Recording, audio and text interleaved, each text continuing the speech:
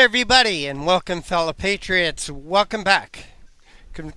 I also should say, fellow deplorables, dregs of society. I'm glad you're all with us here on the Conservative Commandos radio show.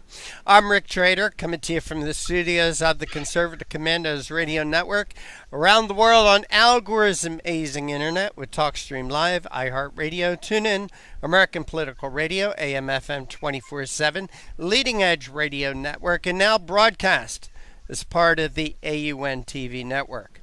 And joining me today are the Patriots. Well, one of them is the Patriot from the Silver State, the battle-born state of Nevada.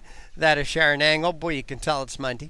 And the other, the Patriot from the Garden State of New Jersey, and that is Anna Little. So, Anna, I know you have some very interesting news for us today. Yes, listeners and viewers, I have had a very exciting weekend. There's been a 54-day novena. For those of you who may be Catholic, you understand that means that we're praying a similar prayer every day for 54 days. This was a novena for our nation.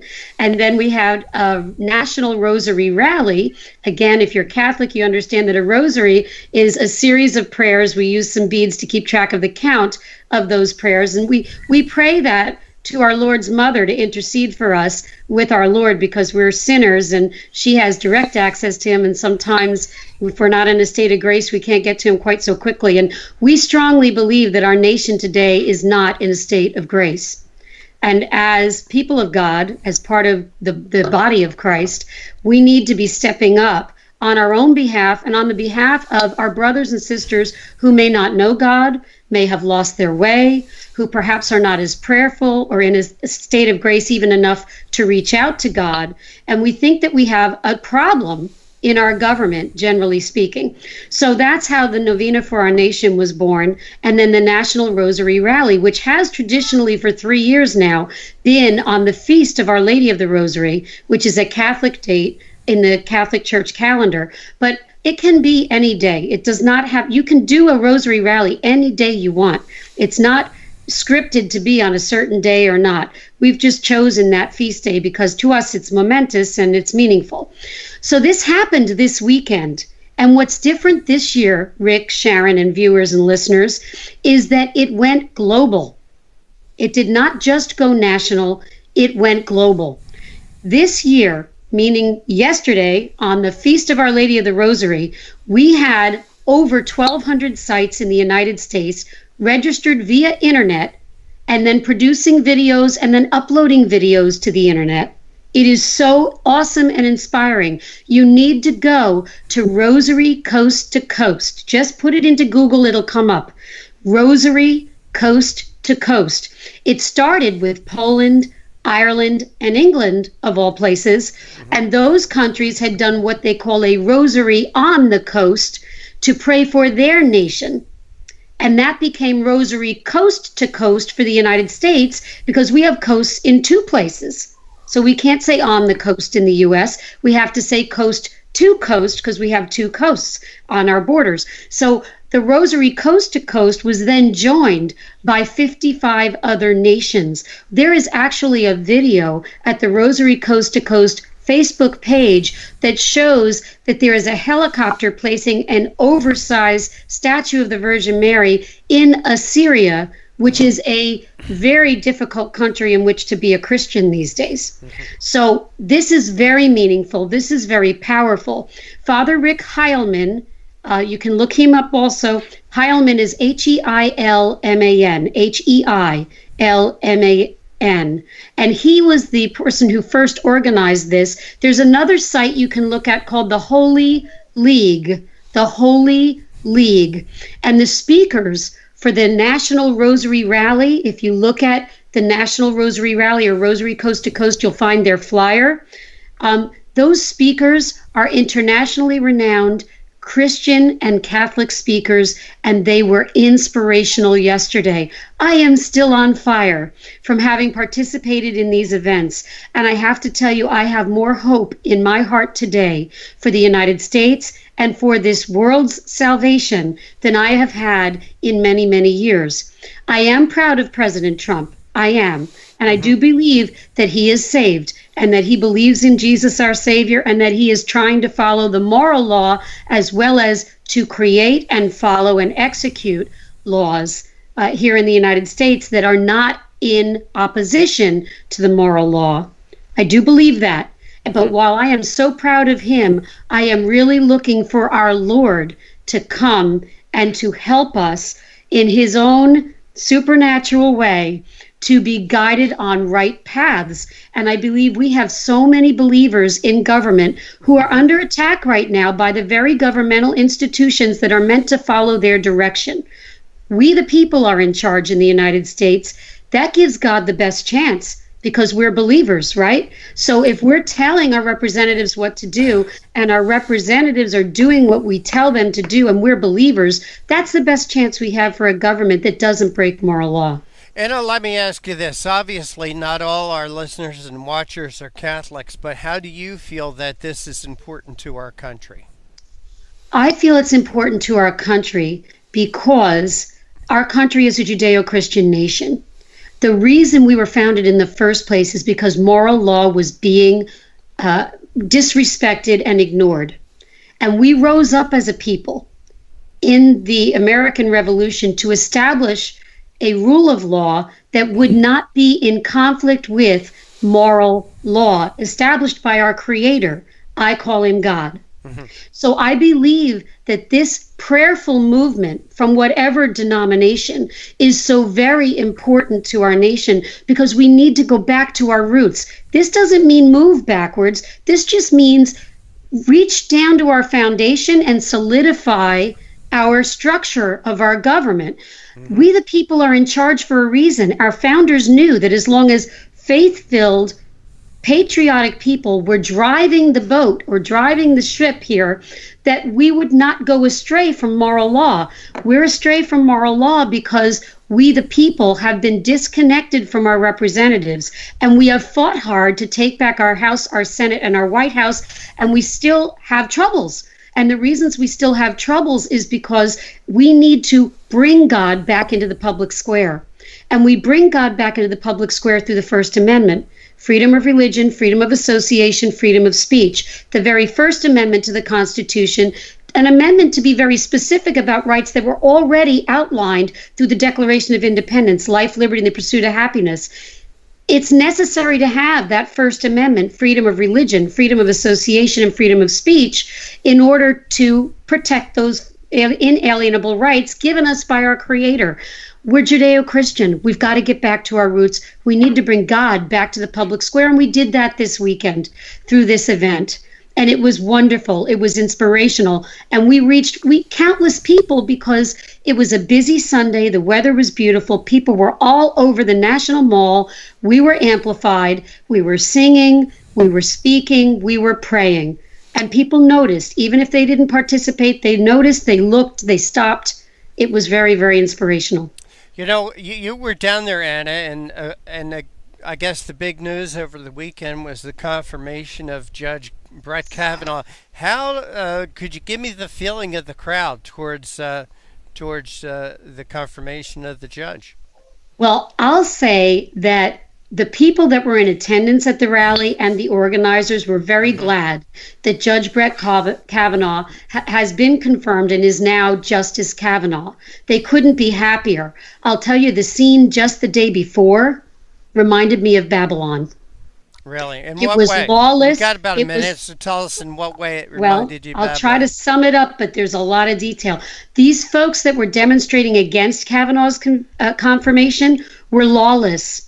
They actually were demonstrating in a very aggressive way. Their speech and their rhetoric was frightening, and they did break through the police lines, and they actually got up onto the steps of the Supreme Court. Some of their defiant behavior was much like what I would expect out of a toddler or perhaps an errant teenager. And then they were banging on the doors of the U.S. Supreme Court and the U.S. Senate, speaking to the U.S. senators, and they were saying, shut it down, shut it down, shut it down.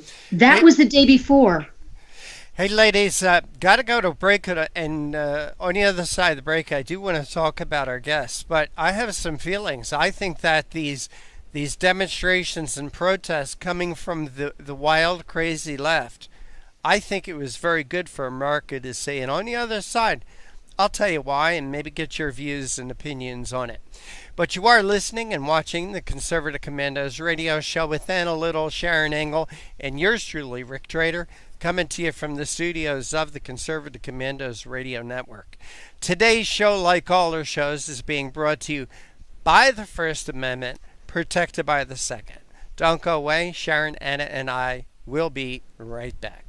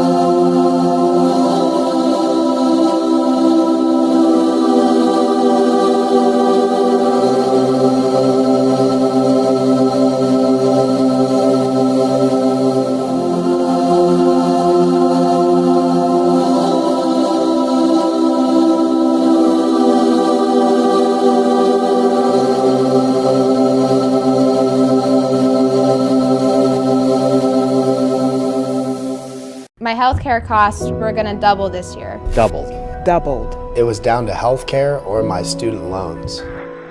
I found a better way. It's neighbors helping neighbors. Liberty Health Share. It's freedom from insurance. At Liberty Health Share, we support each other and keep health costs down. We're changing the way you're paying for health care.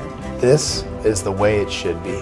We're all in this together. We're changing the way you pay for health care. The movement to help each other is growing. Liberty Health Share. This is the way it should be. This is how I make a difference. Healthcare costs are skyrocketing. The third-party pay system is the culprit. It's taking money out of our pockets. Liberty Health Share has solved that issue by being self-pay patients sharing our medical bills. Liberty Health Share is a grassroots movement all across America where people are abandoning the insurance model and instead are meeting each other's costs in community with one another.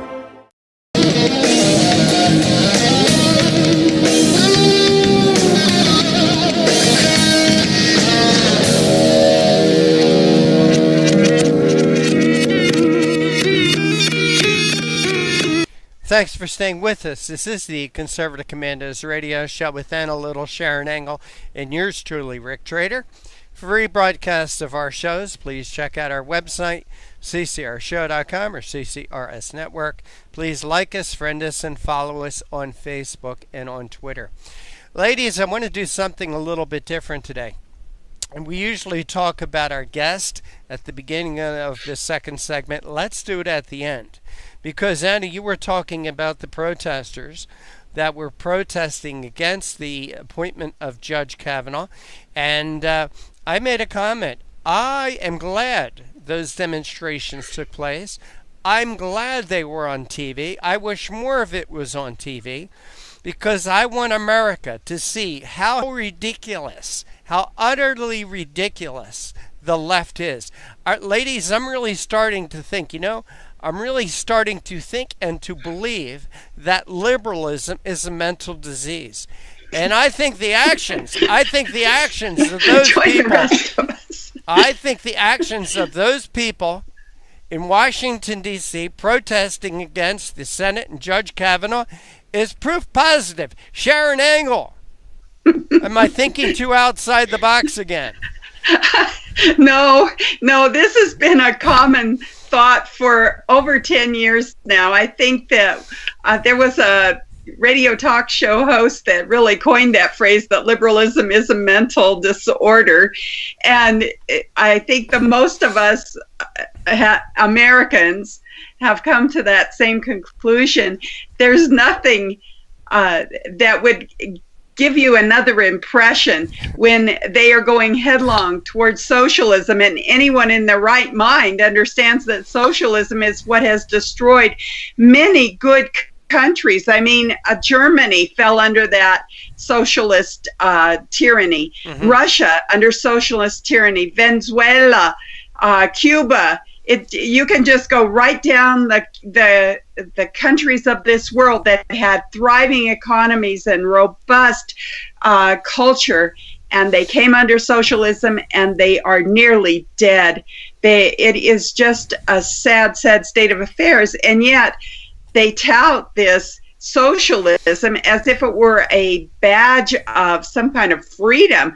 Look at Bernie Sanders and Maxine Waters and Dianne Feinstein and Nancy Pelosi. I mean, all you have to look at is the heroes on the left side to see that they have embraced socialism, and they are part of the mental illness. Sharron, they've also embraced anarchy.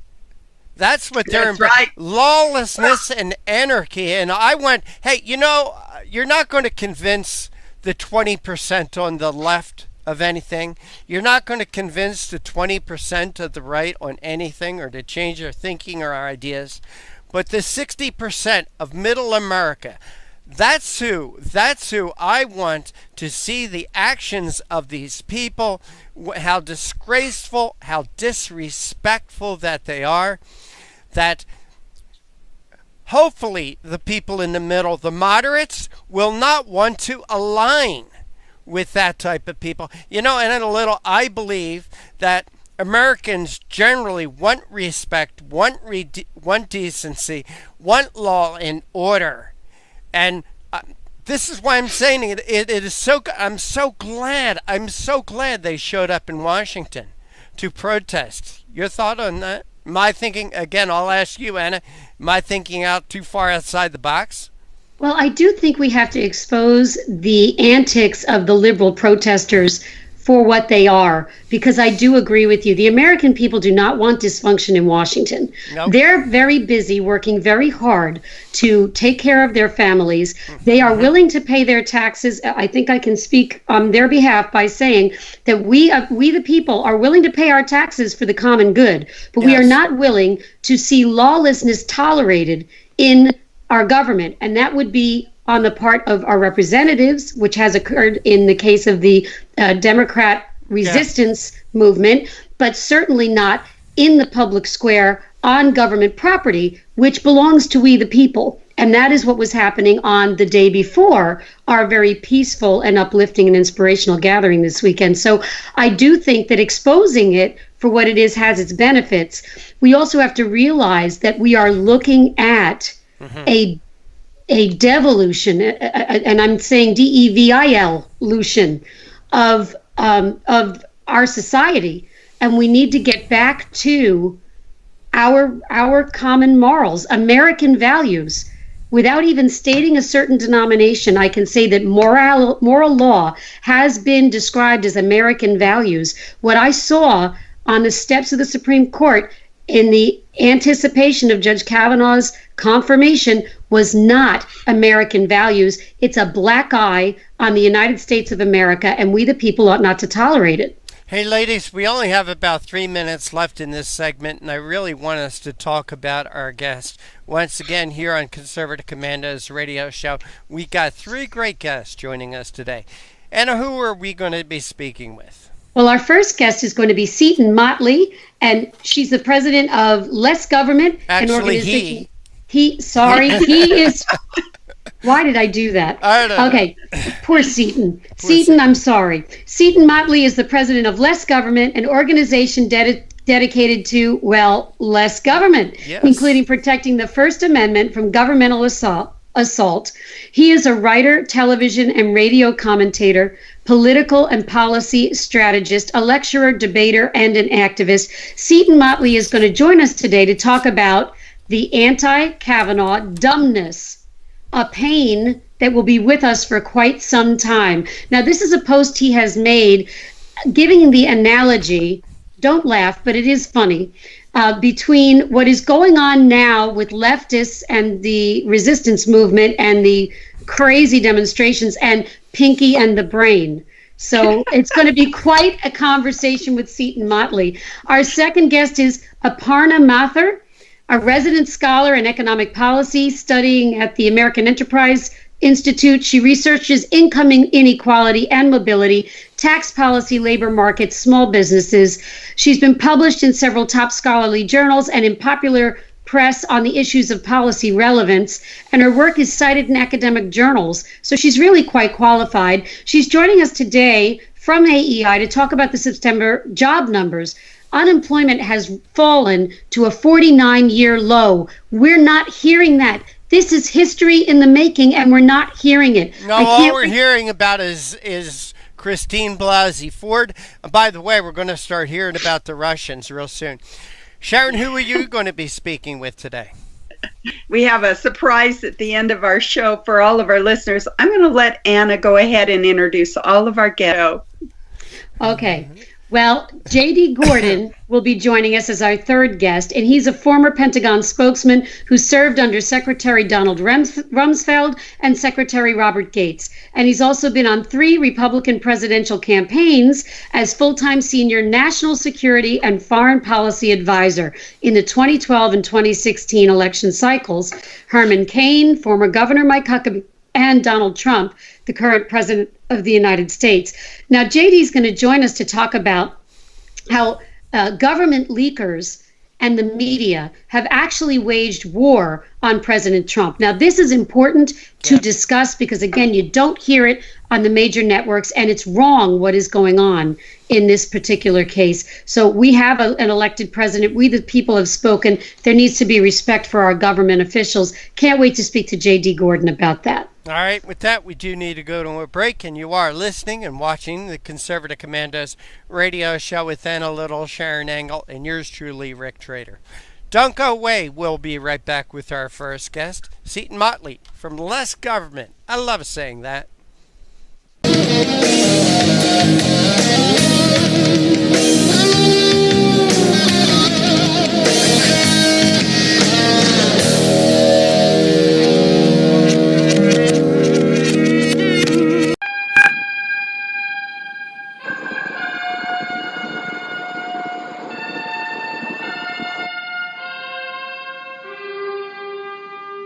Hi, happy Columbus Day. Do you believe that the new education system, the core curriculum, says that you're supposed to treat Columbus Day as a day of mourning because it began the extinction of the Native Americans? Unbelievable. And how interesting that they discovered the new world and called it the New World. All of our professions now about wanting to make the world new.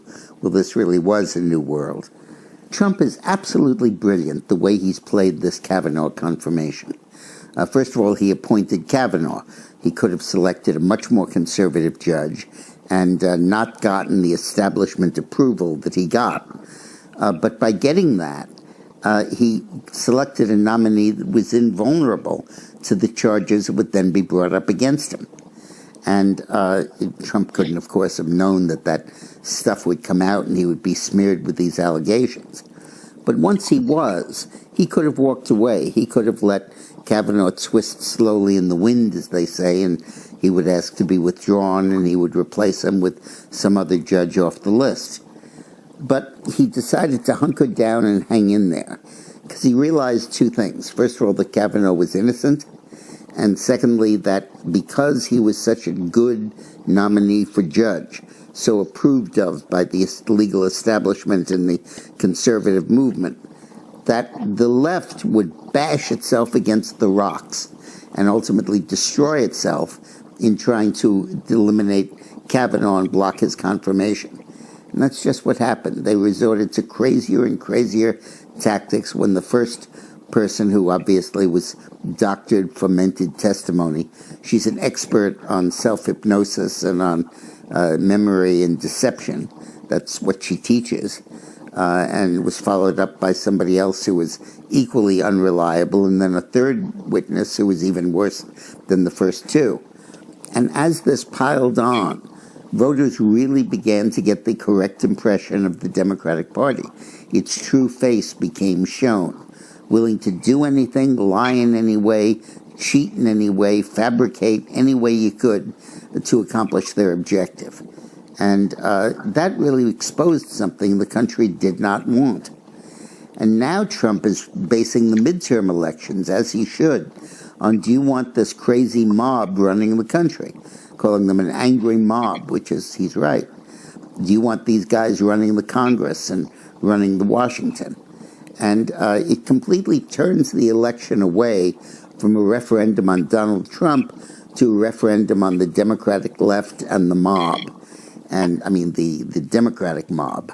And it really creates a situation where, in effect, you can vote yes by voting no. You vote no to the mob and you vote yes to the Republicans. And he's basically going in and saying this nice guy running for Congress or for the Senate who's a Democrat is not what you expect. He's not even what he's been in the past. They're taken over by this left-wing, crazy, lunatic fringe. And by setting that up as the predicate, going much farther and much more effectively than the Democrats were able to do against the Tea Party in 2011, he really is laying the basis for winning the majority again in Congress. Absolute brilliant. My health care costs were going to double this year. Doubled. It was down to health care or my student loans. I found a better way. It's neighbors helping neighbors. Liberty Health Share. It's freedom from insurance. At Liberty Health Share, we support each other and keep health costs down. We're changing the way you're paying for health care. This is the way it should be. We're all in this together. Together. We're changing the way you pay for health care. The movement to help each other is growing. Liberty Liberty Health Share. This is the way it should be. This is how I make a difference. Healthcare costs are skyrocketing. The third-party pay system is the culprit. It's taking money out of our pockets. Liberty Health Share has solved that issue by being self-pay patients sharing our medical bills. Liberty Health Share is a grassroots movement all across America where people are abandoning the insurance model and instead are meeting each other's costs in community with one another.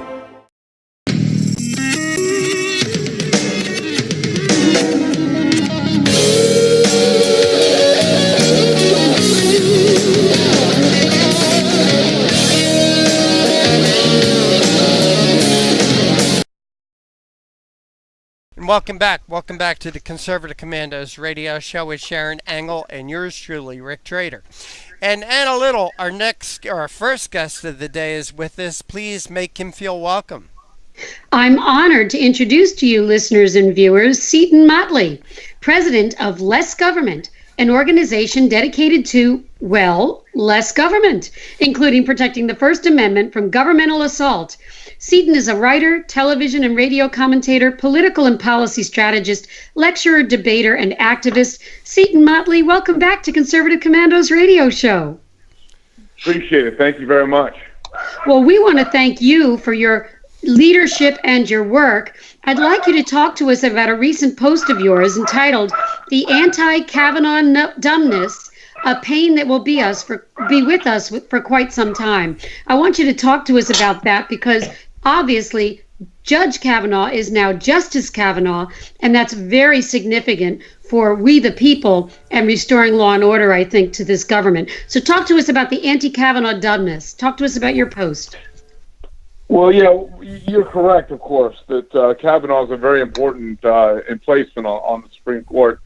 It's unfortunate that the Supreme Court has taken on this role of being a supreme legislature rather than a Supreme Court, but that's the way it's become. It's gone. So, I'm of the mind that you don't wish for fights you could have. You have to fight the fights you have, and that's the fight we have now. Likewise with Trump. These never-Trumpers surpass my comprehension. They vex me. You may not like him. You may not like his lifestyle. You may not like his demeanor. But guess what? Not only is his demeanor not as important as the conservative policies he's implementing and the conservative judges and justices he's choosing, but it's that demeanor that ensured that Judge Kavanaugh became a Justice Kavanaugh, because we are bringing a nerf to a gunfight. If you remember the Sean Connery line from The Untouchables, we bring a knife to a gunfight. The Republicans don't even do that; they bring a nerf. And the reason we won this is because Trump fought, then Kavanaugh fought, then Lindsey Graham fought, and it's pathetic that more people didn't. But without Kavanaugh's statement, and without Graham backing it up, and without Trump laying out all the factual holes in Blasey Ford's statement or story at the political rally, this wouldn't have happened. Our wanting to fight by Marcus of Queensberry rules is why we've lost for the last half century. So I can't agree with you more. Yes, and so the left is going to get even more nuts. I mean, the reason they've been nuts for 2 years is because they got to watch Obama ensconce leftism upon this country, and they were guaranteed by the media that Hillary Clinton would be elected and continue the fundamental transformation. And Trump won. And gosh, that couldn't have been, it had to have been nefarious goings on that caused that to happen.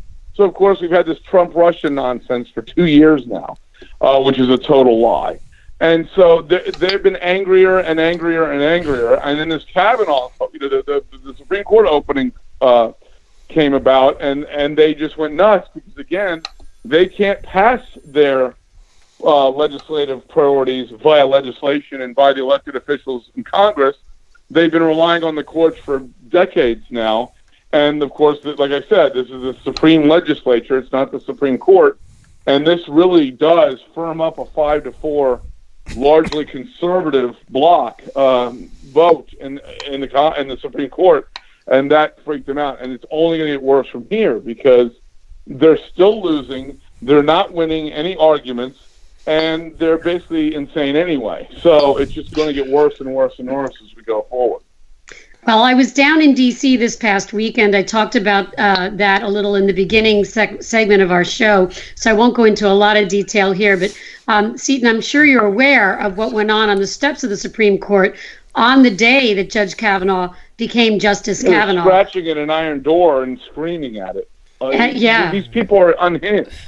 Yeah, I've always said life is high school on steroids and politics is more so. And oh, my goodness. The left base is made up of people who didn't like the high school quarterback and who didn't like the starting point guard on the basketball team, and they're looking in adulthood to have government enact revenge on the people they didn't like in high school, and that's what we're dealing with here. It's the losers of life who don't like the hand they've been dealt, and they want government to get even with the world because they don't like what the world has done to them. And that results in a lot of very insane behavior, and we saw a ton of it the last couple of weeks. Well, Seaton, that brings us very nicely to your blog post in which you explain to us that perhaps we're always going to have to tolerate a certain amount of anti-Kavanaugh dumbness or just liberal stupidity. That's my term, but not yours. Would you like to talk to us about how it is we should be, or what the analogy is that you've used for our view of dealing with liberals as we go forward? Please forgive me. I wrote it all the way back this morning. What analogy do you refer, Miss? Oh, well, I'm talking about Pinky and the Brain. Oh, Pinky and the Brain. Yes, that was a cartoon for about 4 seasons in the mid-'90s, and it was very interesting. It was about 2 lab mice who had been experimented on tremendously, and the results were one was a complete idiot, Pinky, and then the Brain, of course, was a super genius mouse.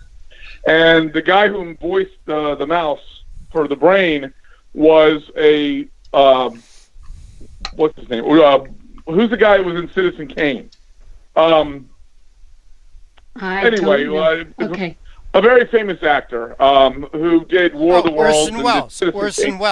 Orson Welles. It was an Orson Welles sound-alike, and I just, there were some analogies that really fit. Like, Pinky was a total moron, and he totally just annoyed the Brain mercilessly and incessantly. I'm like, well, that's not like today's left at all, is it? And the Brain, routinely ended up in extreme physical or psychological pain because of the stupid antics of Pinky, and he'd kind of look at the camera forlornly and say, this is a pain that's going to be with me for quite some time. And that's the left. We just have to sit there and take it over and over and over again. And again, the only solution is to fight back. We can't just sit there and take it, because when we take it, we lose. Look, if Kavanaugh had said nothing, if his opening statement had been, this is my judicial philosophy, and this is why I feel like I'm going to be a good Supreme Court justice, we would have lost this. Because he'd been accused, amongst other things, of being drugging women and leading rape gang trains on women. The average person's going to be angry about that. And the fact that he demonstrated that anger said, one, he's a normal human being, and that was important to the average American. And two, he challenged and answered the charge. And if you don't respond to the leftist charges, they're left there lying there, and the assumption is, well, they must have something to them. He's not responded. So that was a crucial component to getting. If you looked at the polling, by the time his statement, it was 40-60 against confirmation, and after Trump, Kavanaugh, and Graham, it was 2-1 for confirmation. Right. And that's because we fought back. Because we stood up and said, this is stupid, this is insane, this is unfair, this is obnoxious, and we're not going to take it. And look, lo and behold, we won. Well, Seaton, I want to thank you very much for giving me a chuckle with your blog post about Pinky and the Brain, because those of us who are conservative activists can identify with that completely, and it does give a little levity to what is otherwise a grave and serious situation. Hang on, Seaton, we're not done with you yet, but I've got to identify the station. Listeners, we're coming to you from the Conservative Commandos Radio Network studios and around the world on the internet with our internet partners, TalkStream Live, iHeartRadio, TuneIn, American Political Radio, Leading Edge Radio Network, and AM/FM 24/7. I'm Anna Little, co-hosting today with the one and only Sharron Angle and producer Rick Traders in the studios. We'll be right back after this break with Seaton Motley talking about Kavanaugh and his confirmation, Justice Kavanaugh.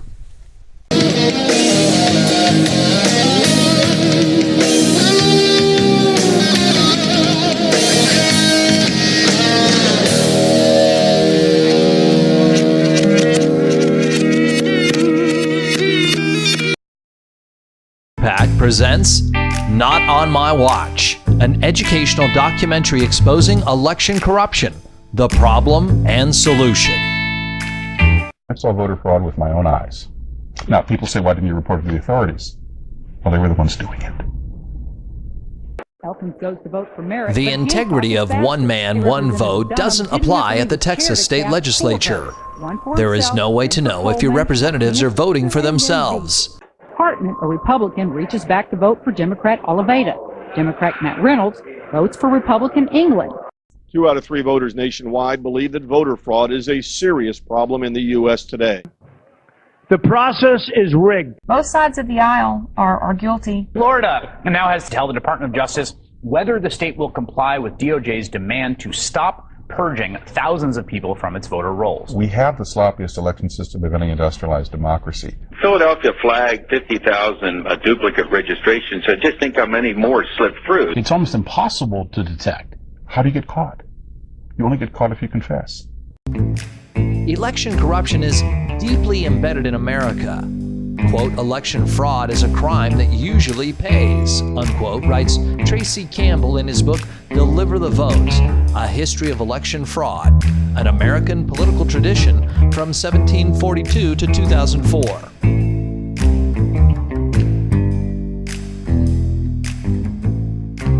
In 1742, the first Prime Minister of Britain in the American colonies, Robert Walpole, was forced to resign. We have a right not to have our vote canceled out by someone who shouldn't be voting, someone who's an illegal alien, someone who's a felon not eligible to vote, someone who doesn't exist. If they vote, they cancel your vote out as much as if you're prevented from voting.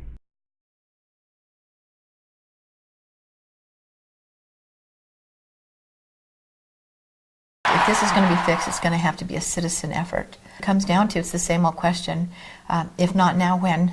If not us, then who? This is huge. This is about the democracy and the principles of the United States of America.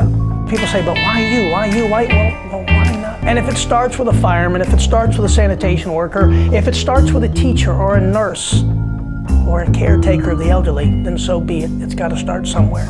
But it's time we come together and fix this problem once and for all.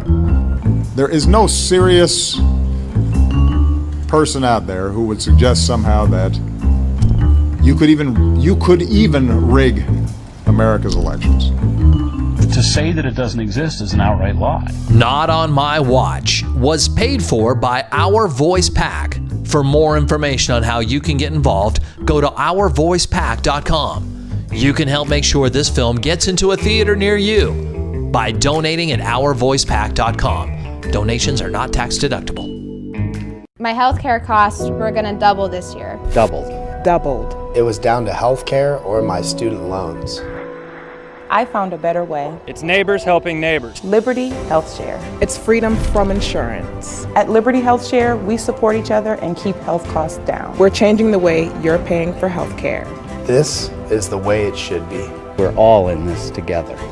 We're changing the way you pay for health care. The movement to help each other is growing. Liberty Health Share. This is the way it should be. This is how I make a difference. Healthcare costs are skyrocketing. The third-party pay system is the culprit. It's taking money out of our pockets. Liberty Health Share has solved that issue by being self-pay patients sharing our medical bills. Liberty Health Share is a grassroots movement all across America where people are abandoning the insurance model and instead are meeting each other's costs in community with one another.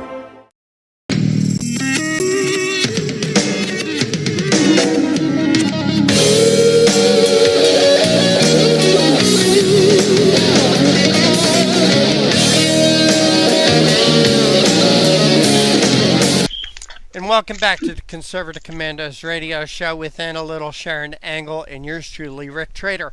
Hey, Sharron Angle, our guest is still with us. Please pick up the conversation. Thank you so much, Rick. We're so delighted to have Seton Motley here with us talking about his blog post, the comparison, of course, between the left and Pinky and the Brain. Two lab mice, as he explained, that Pinky is a barely functional moron. It just has to make me laugh, Seton, because what I've seen from the left during these Kavanaugh confirmation hearings is exactly that, barely functioning morons. Could you just kind of explain to us a little bit about how we fight back? You said we have very little resource at our disposal right now. We don't seem to be fighting back. We let Judge Kavanaugh fight his own battles. We looked at President Trump. How can we fight back? No, that's exactly right. What we need to do is we need to inform the elected officials that that's what we expect of them. We expect more Lindsey Graham performances in hearings like this. I don't expect everybody to go that ballistic when it's not called for. But Lindsey Graham and Judge Kavanaugh's actions and reactions were absolutely called for because of what had been going on for weeks and months prior. I mean, lest we forget that they immediately came out and said they weren't going to support Kavanaugh back in July before any of this sexual harassment / gang rape nonsense came out. Susan Collins, God bless her, in her closing speech to say she was going to vote for Kavanaugh, pointed out that amongst other inanities in July when Kavanaugh was announced, there was a group so ready to stand opposed to any Trump nominee that they wrote the press release and put XX where the name was and forgot to put Kavanaugh in before releasing the press statement. So these people were obscene and obnoxious and stupid from the very beginning. There was no chance of converting these people. Or, look. I said before, I don't like lamenting the fights we should be having. I say these are the fights we are having. Let's engage. Let's do something. Again, from Sean Connery, The Untouchables. What are you prepared to do? These people are not people you sit down with and you negotiate. And you move a little to the center, and they move a little to the center, and you meet somewhere in the middle, and then you come out arm in arm with a bipartisan piece of legislation. These people don't want that. They don't operate that way. They're not looking to do that. They need to be defeated, destroyed, routed, and driven from the field. And that's what needs to happen. So we need more Kavanaugh performances. We need more Lindsey Graham performances. Trump has been doing this since the day he announced the presidency. For the presidency, back, coming down the escalator in 2015, and what we as grassroots activists, just citizens, need to do is tell your congressmen, your senators. Did you see what Lindsey Graham did? Did you see what Judge Kavanaugh did? You need to do that. You need to do that more. You need to when they say something stupid and baseless and attack you with no evidence and no cooperation. You don't sit there and take it. You fight back. You Lindsey Graham them. You Brett Kavanaugh them. You Donald Trump them. Hey, Seton, we're going to have to wrap this up in a minute. And by the way, we are speaking with Seton Motley, president of Left's Government. Seton, I wanted to get your opinion on something. I think it was very good for the American people to see all the antics that was taking place in Washington over the weekend. So America could see how unhinged these people are. I've come out and said I'm really believing that liberalism is a mental disease. What's your thoughts about America seeing what took place over the weekend?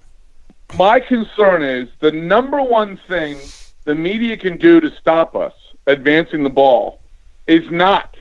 It's their ability to ignore things. Did NBC, ABC, CBS, MSNBC, or CNN run any of the countless examples of leftist idiocy and craziness from the last 2 weeks? No, they didn't. So you've got a base of people who only get their media from those sources. Right. And the New York Times and the Washington Post. You know what I'm saying? Right. And they don't know this happened. They don't know how insane these people are. They don't know how stupid and completely baseless in reality and fact these people are. And that's the problem. What we have to do, my joke was I was on Fox News going into the 2008 election, and they asked me what needs to happen if Barack Obama wins in 2008. And I said, well, Fox News is going to have to open 5 branch channels. Right. Because they're the only ones that are going to report the stuff that the American people actually need to see, to render informed verdicts on the election. And that's true today as it was then. Hey, Seton, we got to run, but please tell our audience how they could follow your work. Yes, sir. And again, I for people who don't know, off the mic, we had technical difficulties, and it was my fault, not theirs. Please follow me at Seton Motley, SetonMotley on Twitter and on Facebook, and you can go to lessgovernment.org, sign up for the newsletter. We will send you stuff when we write it, and unlike Google and Facebook, we won't sell your data. All right, fair enough. Seton Motley, president of Less Government, thank you so much for joining us. Take care, and God bless. God bless. Thank you very much. And you are listening and watching the Conservative Commandos radio show with Ann, a little Sharron Angle, and yours truly, Rick Trader.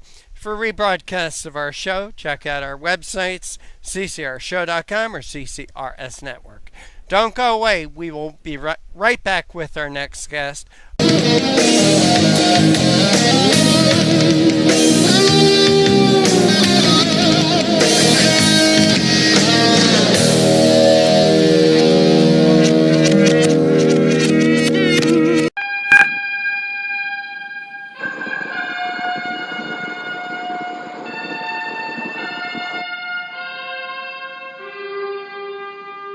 Hi, happy Columbus Day.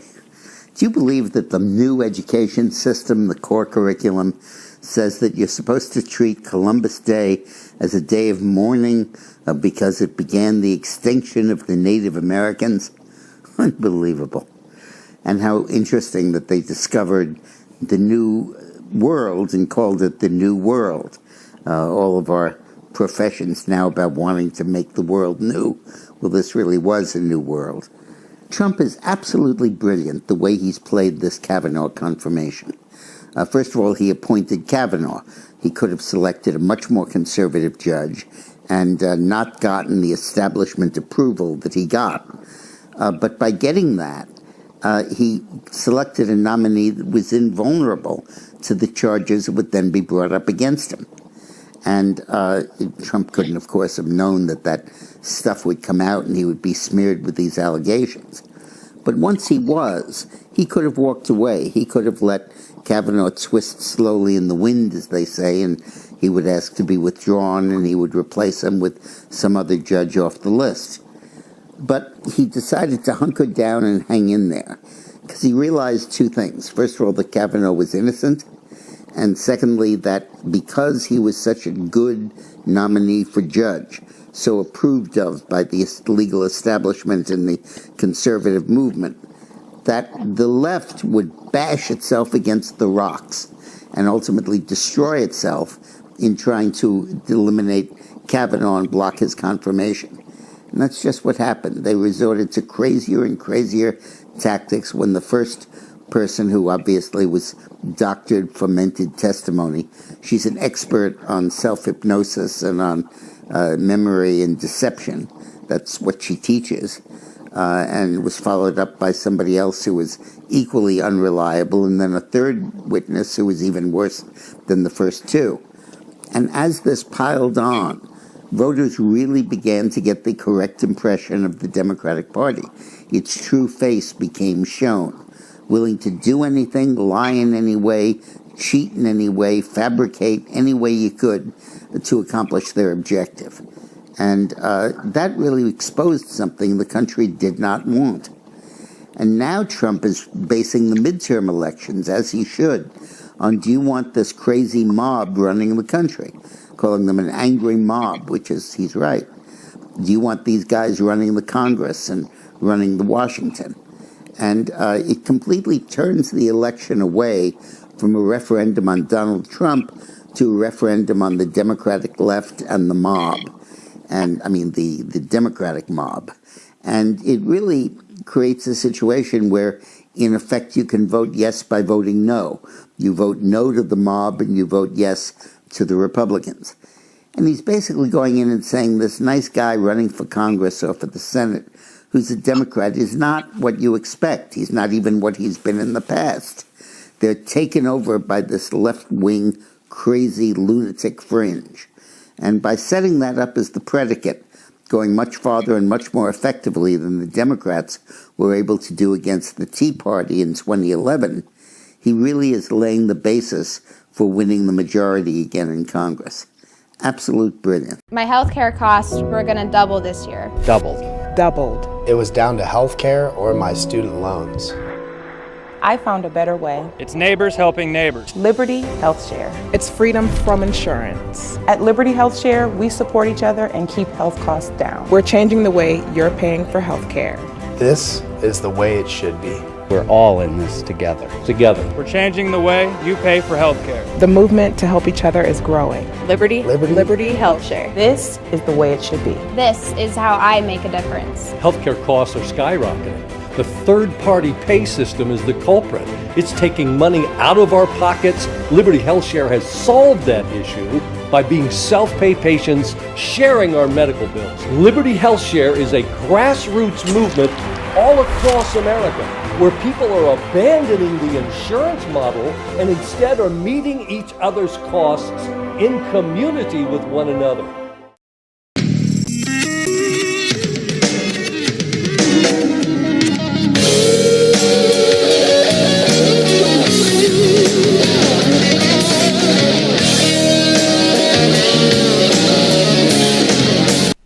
This is the Conservative Commandos radio show with Anna Little, Sharron Angle, and yours truly, Rick Trader. I'd like to give a shout out to the folks who listen to us on stations in Jacksonville, Tampa, and Villages, Florida, Las Vegas and Reno, Macon, Georgia, Lancaster and Pittsburgh, Boulder in Colorado Springs, Milwaukee, Wisconsin, Long Beach, California. Indeed, we are everywhere. We are everywhere. And Anna Little, our next guest is with us, and the honor of the introduction is all yours. Thank you very much. And listeners and viewers, I am indeed honored to introduce Aparna Mathur. She's a resident scholar in economic policy studies at the American Enterprise Institute. She researches income inequality and mobility, tax policy, labor markets, and small businesses. Very, very important work. Dr. Mathur has been published in several top scholarly journals and in popular press on issues of policy relevance. Her work has been cited in academic journals and leading news outlets such as Bloomberg Businessweek, Financial Times, The Economist, and The Wall Street Journal. She's also testified several times before Congress and government organizations such as the Congressional Research Service, the Congressional Budget Office have cited her work in their own reports to Congress. Aparna Mathur, welcome to Conservative Commandos Radio Show. Thank you so much for having me. Well, we're honored to have you. We want to thank you very much for your work. We want you to talk to us about this topic. Boy, is it important. We don't hear about it on the major networks at all, and I don't understand why we're not completely celebrating history in the making. You've got information on September job numbers and that unemployment has fallen to a 49-year low. Tell us all about that. Yeah, I mean, this has been an amazing sort of year for looking at the jobs numbers. I track them every month. We look at the headline number, which is the official unemployment rate, and that for, as you mentioned, for the first time in 49 years, is now at a low, at a historic low. It's at 3.7%. I remember when, we were in the depths of the recession, and even in the early years of the recovery, we had an unemployment rate of 10%. So this is a huge, huge decline. And that just means that there are many, many more people now out there who found jobs, who are, experiencing full-time work after many years of being unemployed. And I think that's really, really good news for American workers. Yeah, I think it's excellent news, and I think it's the first thing that a taxpayer and a resident of the United States wants to hear, because what is most on the mind of we the people is how to make the money in the month meet, how to live that American dream, how to make sure that American dream is still possible for future generations, our children and our grandchildren. So this is really history in the making. It's tremendous, and it seems like all the major networks want to talk about is what was the last tweet. And I really don't think the American people care about Twitter the same as they do about their money and their month meeting and their children's future and their grandchildren's future.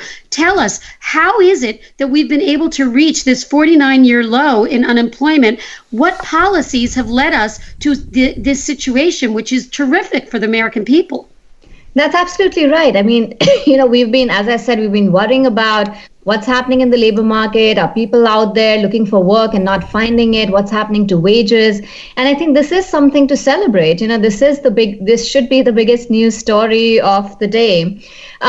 In terms of policies, I do think that this has been a longer term recovery. We had seen continuous recovery and people sort of getting back into the workforce over time. There's been a steady decline in the unemployment rate. I do think, some of it can absolutely be credited to view sort of business optimism about the economy, which, can be tied to the tax cuts and the tax reform package. We have been one of those who've been talking for a while about corporate tax reform and why it would be good for America. And I do think that, we're starting to see companies responding to that. Now we should be cautious and say the actual wage increases that we are looking for might take a few more years to come through. That's what economic modeling suggests. You give companies the right taxes, that creates incentives for them to come back into the economy, to invest more, hire more workers, and get higher wages. So that's the long-term plan. But I do think that those policies get the economy moving again. I think businesses are more optimistic. There's less uncertainty. We're seeing smaller businesses, coming out saying we're much more optimistic about the economy today. And so, I think some of that can absolutely be credited to this administration. But we also have to recognize that this has been a longer term trend. And we've seen the unemployment rate sort of decline continuously over the last 3 to 4 years at least. So yes, kudos to the current administration, but also, to a continuing recovery that has solidified and reached many more workers and many more parts of the economy today. Well, thank you so much for outlining that. Now, I'd like to talk about the left's idea of the quick fix. I'm thinking that when you're talking about wages increasing and the fact that that's going to take a couple more years, I look at that as a long-term plan because those wage increases, if we continue the same policies, will likely be permanent, right? Yep. Okay. And they would probably go across the board to all employees. And the likelihood is that under those circumstances, employees would be retained by the employer in those circumstances. We have advocates on the left who think that we can't wait a few years. We've got to increase the minimum wage. We've got to make sure that the minimum wage is actually a living wage, given the economic circumstances that in which the worker is living. And there's a people's movement on the left that really thinks that's the way to solve this problem. Now, I see that as a short-term fail and a long-term fail. I'm not the expert, you are. Tell us what you think about that. So I absolutely think that we have to, the tax reform will yield benefits in the long run. We will see investments and wages go up in the long run. And you're absolutely right. While I value sort of the advocacy on the left for a higher minimum wage, I do think that as an economist, it worries me. When you impose higher costs on businesses, there are two ways in which they can react. They're going to pass on the costs either to customers or to the employees in the form of, less hiring, less, more discrimination against workers in employment. And the workers on minimum wages are the ones who need these jobs the most. They're the most disadvantaged workers. That's why they're willing to settle for a minimum wage. So it does worry me that, we keep talking about let's hike the federal minimum wage to something like $15. And what about the employment impact? You can hike the wage, but you can't tell a business, okay, you have to keep those workers employed also, and pay them the $15 wage, because at some point, this is a business decision and there's a limit to how much businesses are just going to absorb the costs and say, okay, this is great, I'm going to pay them the higher wages and I'm going to keep all these workers and my costs are going to go up, but, I'm willing to absorb them. So I think we have to be cautious in how we do this. And I do worry that, the employment declines that we might see with the minimum wage are maybe not worth the benefits that you're likely to see with a higher minimum wage.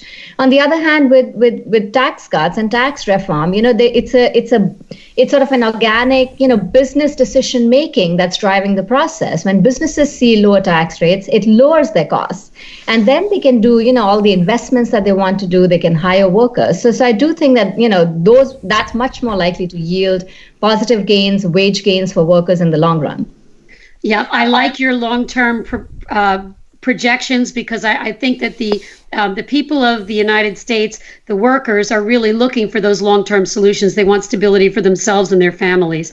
I understand from my producer that we need to take a break to identify the station, but Doctor, we're not finished with you. I hope that you'll hold on. I have a co-host, Sharron Angle, who can't wait to get into this conversation. And listeners, we're coming to you from Conservative Commandos Radio Network Studios. I'm Anna Little, co-hosting today with the one and only Sharron Angle. We have producer Rick Trader in the studios, and we're speaking this segment with Aparna Mathur. She's a resident scholar in economic policy studies at the American Enterprise Institute, and she is educating us on the policies that will provide historic results and long-term increases in wages and job growth in the economy. And we want to remind you that we are now on television in Northern California with the AUN TV network.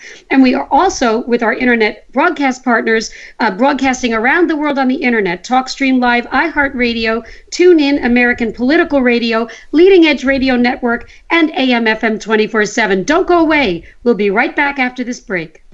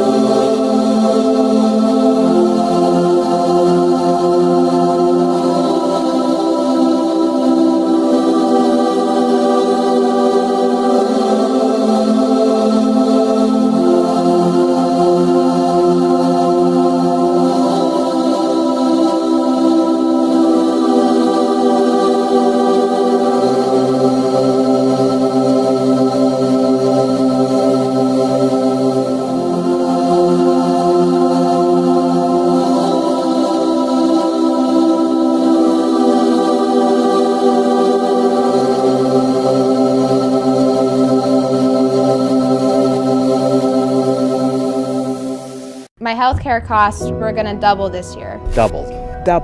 It was down to healthcare or my student loans. I found a better way. It's neighbors helping neighbors. Liberty Health Share. It's freedom from insurance. At Liberty Health Share, we support each other and keep health costs down. We're changing the way you're paying for health care. This is the way it should be. We're all in this together. We're changing the way you pay for health care. The movement to help each other is growing. Liberty Health Share. This is the way it should be. This is how I make a difference. Healthcare costs are skyrocketing. The third-party pay system is the culprit. It's taking money out of our pockets. Liberty Health Share has solved that issue by being self-pay patients sharing our medical bills. Liberty Health Share is a grassroots movement all across America where people are abandoning the insurance model and instead are meeting each other's costs in community with one another.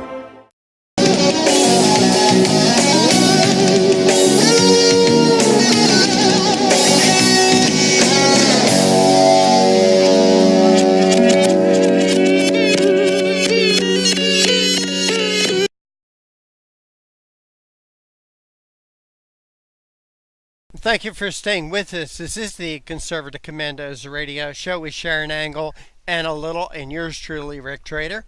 For rebroadcasts of our shows, please check out our websites, ccrshow.com or CCRS Network. Please like us, friend us, and follow us on Facebook and on Twitter. Sharron Angle, our guest, is still with us. Please pick up the conversation. We have been talking with Aparna Mathers about the September jobs numbers. The unemployment falls in a 49-year low. It's down to 3.7%. That hasn't been that way since 1969. Aparna, You've been talking to Anna about what you credited this to. But I'm wondering about the quality of these jobs. I know that we've got very high employment here where I live in Nevada. In fact, there's more jobs than there are workers here. And yet those that are applying for jobs are saying it's all the same old jobs, warehousing, fast foods. Talk to us a little bit about the quality of the job. Do we see that also going up, or is it just that those lower level jobs are all that really are available now? That's a great question. And in fact, we're tracking sort of aggregate data on where the new jobs are being created. And it's actually a very, positive picture. So we did find that in the initial years of the recession and the recovery, the new jobs were coming in sectors like retail and leisure and hospitality, which tend to be lower wage jobs, which tend to be lower paying sectors. But the newer jobs that we're seeing now are in higher wage sectors. So manufacturing is going up, construction is going up, professional and business services are creating a tremendous amount of jobs. So I do think that there's been a shift away from the low wage work that we started off with in the beginning of the recession and the recovery, and a shift away towards higher wage work. We also see that in, when you look at sort of where the jobs are being created, is it in small firms? Is it in large firms? And again, there's been a shift away from sort of the smaller business job creation towards larger firms, which tend to be higher paying. So I think that's another indicator that the jobs that are coming now are going to be paying better.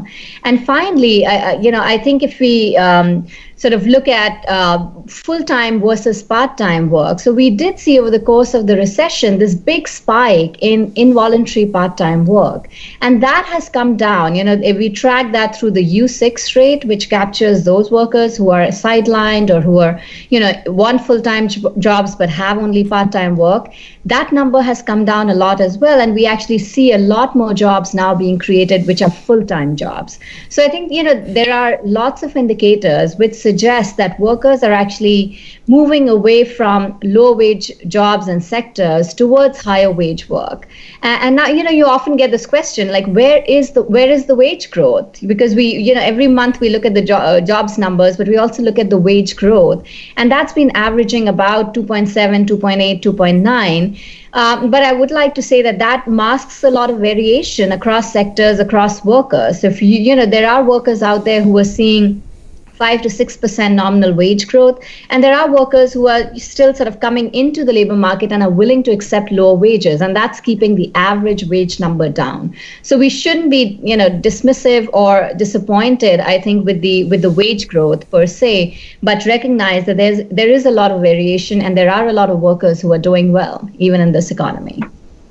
I know one of the things that concerns young workers moving into the economy here is careers. Is there a career, or is this just a stopgap job? Do I take this job and then move on to another job? Is there really a career pathway for most of these jobs, or are we just stuck with one job to another just to get a higher wage? So with the youth unemployment, you look at the numbers, those unemployment rates have come down a lot as well. There was a huge worry, I think about even 6 to 7 years ago, where millennials were coming out into a labor market that was really bad, really tough for them to get that first job. And, we worry about sort of the lifelong consequences of starting off with a bad job. I think in today's economy, given the low unemployment rate, employers are just that much more willing to take a chance with you. They're much more willing to give you that first job. And yes, it may not be the high paying job that you want, but I think if you stick it with it, there's a huge chance of career promotion. Companies are now investing more in training on the job that gets you the better paying jobs. So I think, there's a lot of reason for optimism. And I think millennials a lot of them are sort of also figuring out what they like to work on. So it's a lot of, it's a combination of those things. But I think if you look at the aggregate numbers, this suggests that this is a great economy to be experimenting with a new job. Ladies, if I could just jump in for a minute. I have spoken many times on this show how when I was 14, 15, 16 years old, I worked with my brother and my uncle who were plumbers as their helper. probably for about $1 an hour. And I learned a lot of skills that I even use today. This week we're putting in a new washer and dryer in the house. I'll also add that even in my early 30s, I had a near minimum wage job as an exterminator. I learned skills as an exterminator that allowed me to open my own business in exterminating. Exactly. And after about 10 years or so, I was able to retire at the age of 41. That's right. So you never know where these low wage jobs will take you. Exactly. I mean, and we want that to happen. We want people to experiment. We want people to get the training, and then decide where they want to be employed. But you need those skills. You need those skills at a young age so that you can choose where you want to go. And I think that's where the U.S. needs to invest much more, both from the employer side, but also the federal government sort of stepping in and saying, okay, we're going to incentivize employers to provide these paid apprenticeships and let workers figure out what jobs they like and where they want to go. Here on the Conservative Commandos radio show, we are talking with Aparna Mathur. She's a resident scholar in economic policy studies at the American Enterprise Institute. Aparna, I wanted to ask you about a comment that Barack Obama said, that he is responsible for this booming economy. And right after that, I saw an economist interviewed, and he said something that made a lot of sense to me. And what he said was he believes that policies, not people, affect the growth of an economy. Would you agree with that statement? Absolutely. I don't think there's any one individual who's responsible for the economy or for the success of the economy. I do think, policy has to take a lot of credit and a lot of blame. And, it depends, which is why I think sort of moving forward with tax reform, which all economists, which all sort of business people have wanted for several years, we've just not managed to push it forward. I think is the right way forward to push this economy, to get the higher wages, to get the job gains. But I agree with you 100%. If you don't have the right policies, it affects people's behaviors. It affects how firms think about things. It affects how, as consumers, we react to the economy. And so it has a lot of role to play in sort of, where we want to be. Aparna, let me ask you, sorry, Sharron, for taking your time, but we have heard that it's the economy stupid, it's the economy stupid. Do you think that really holds true and that middle America is really feeling the effects of this economy, and it will, and I'm asking you to look into a crystal ball, but do you feel that this is going to have an effect on the midterm elections? I do think that a lot of people, it absolutely will have an effect on the midterm elections, how we view the economy, how, at a very personal level, it's about jobs. As we said in the beginning of the interview, this is about how people feel within their families. It's about their personal situation. And so if you're in a good economy where you finally found that full-time job that you needed, and you have the high wages that you need to sustain your family and your living conditions, then I think you will feel optimistic about the election, and you will feel optimistic about the economy and about the people who are running it. So I think it plays a huge role in how people will behave will vote in the elections, and it will matter. It will matter. So whether you think it's tax policy or something else, it's really about, at the end of the day, your personal situation. And if there are a lot more people out there now who feel better about themselves, who feel more confident about their prospects, then I think that's a good sign for, the midterms. Aparna Mathur, resident scholar at the American Enterprise Institute, I want to thank you so much for joining us here on Conservative Commandos. Can you please tell our audience how they could follow your work and learn more about AEI? Absolutely, and thank you so much for having me. I'm on Twitter as @AparnaMath, but I'm also on www.aei.org under scholars. So thank you so much for having me on. Thank you for joining us. Take care and God bless. Thank you. And you are listening to and watching the Conservative Commandos radio show with Sharron Angle, Anna Little, and yours truly, Rick Trader. coming to you from the studios of the Conservative Commandos Radio Network and around the world on Al Gore's amazing internet with TalkStream Live, iHeartRadio, TuneIn, American Political Radio, AM/FM 24/7, Leading Edge Radio Network, and now broadcast on the AUN Television Network. Don't go away. Sharron and I will be right back with our next guest, our good friend J.D. Gordon.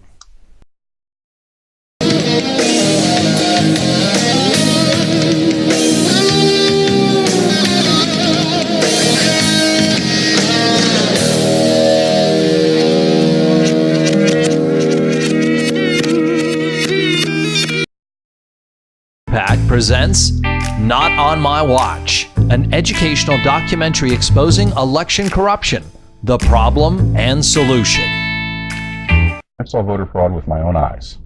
Now, people say, why didn't you report it to the authorities? Well, they were the ones doing it. The integrity of one man, one vote doesn't apply at the Texas state legislature.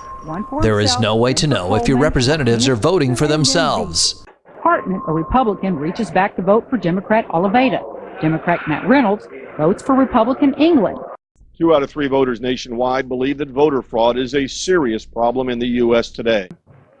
The process is rigged. Both sides of the aisle are guilty. Florida now has to tell the Department of Justice whether the state will comply with DOJ's demand to stop purging thousands of people from its voter rolls. We have the sloppiest election system of any industrialized democracy. Philadelphia flagged 50,000 duplicate registrations, so just think how many more slipped through. It's almost impossible to detect.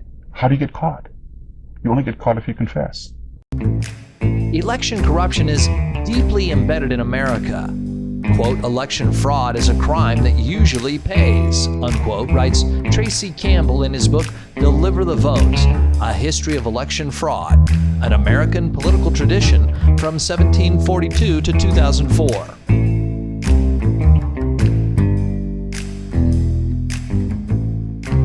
In 1742, the first Prime Minister of Britain in the American colonies, Robert Walpole, was forced to resign. We have a right not to have our vote canceled out by someone who shouldn't be voting, someone who's an illegal alien, someone who's a felon not eligible to vote, someone who doesn't exist.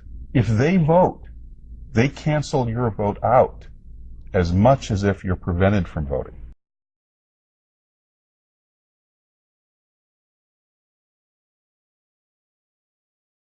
If this is going to be fixed, it's going to have to be a citizen effort. It comes down to, it's the same old question, if not now, when? If not us, then who? This is huge. This is about the democracy and the principles of the United States of America. People say, but why you? Why you? Why? Well, why not? And if it starts with a fireman, if it starts with a sanitation worker, if it starts with a teacher or a nurse or a caretaker of the elderly, then so be it. It's got to start somewhere. But it's time we come together and fix this problem once and for all.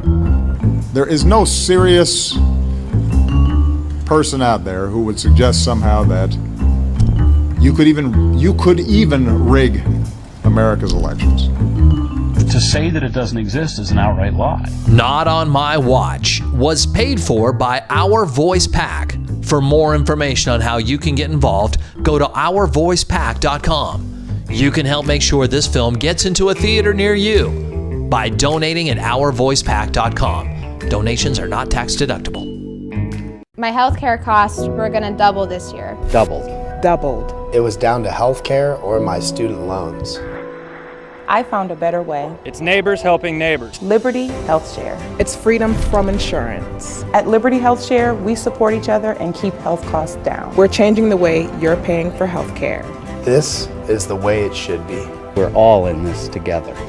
We're changing the way you pay for health care. The movement to help each other is growing. Liberty Health Share. This is the way it should be. This is how I make a difference. Healthcare costs are skyrocketing. The third-party pay system is the culprit. It's taking money out of our pockets. Liberty Health Share has solved that issue by being self-pay patients sharing our medical bills. Liberty Health Share is a grassroots movement all across America where people are abandoning the insurance model and instead are meeting each other's costs in community with one another.